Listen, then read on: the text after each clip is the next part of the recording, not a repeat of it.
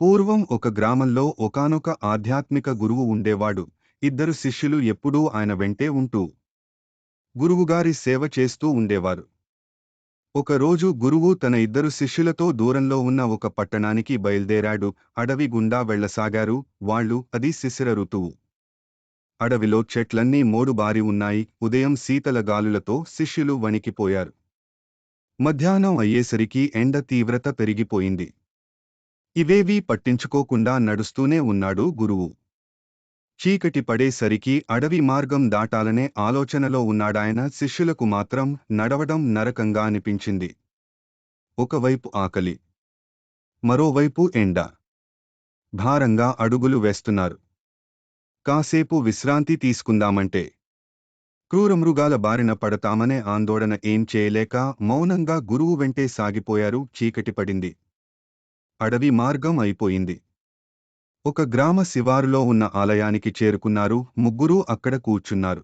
అక్కడే ఉన్న బావిలో నీళ్లు చేదుకుని తాగారు. శిష్యులను పడుకోమన్నాడు గురువు. ఆయన కూడా విశ్రాంతి తీసుకోవాలని భావించాడు. పడుకోబోయే ముందు, హే భగవాన్, ఈ రోజు నీవు చూపించిన ప్రేమకు కృతజ్ఞుడిని. ఇలాగే నీ దయ మాపై ప్రసరించుగాక అని ప్రార్థించాడు. గురువు ప్రార్థన విన్న శిష్యులకు మతిపోయినంత పనైంది ఆగ్రహంతో. గురువుగారు, ఈ రోజు దేవుడు మనకేం మేలు చేశాడని కృతజ్ఞతలు తెలియజేస్తున్నారు? ఎంత కష్టపడ్డామో చూశారు కదా. కనీసం తినడానికి తిండి కూడా దొరకలేదు. ఈ కష్టాలను దేవుడు చూపించిన ప్రేమ అంటారే అని ప్రశ్నించారు. దానికి గురువు నవ్వుతూ, నాయనలారా, ఈ రోజు దేవుడు మనకు కొత్త పాఠం చెప్పాడు. కష్టాల్లో ఎలా ఉండాలో చూపాడు. సహనంతో ఉండటం నేర్పించాడు. అందుకే కృతజ్ఞతలు తెలియజేశాను అన్నాడు. క్రూర మృగాల బారి నుండి కాపాడారు. ఒక గూటికి చేర్చి సేద తీరడానికి చోటు ఇచ్చారు. ఇంతకన్నా ఏమి చేయాలి?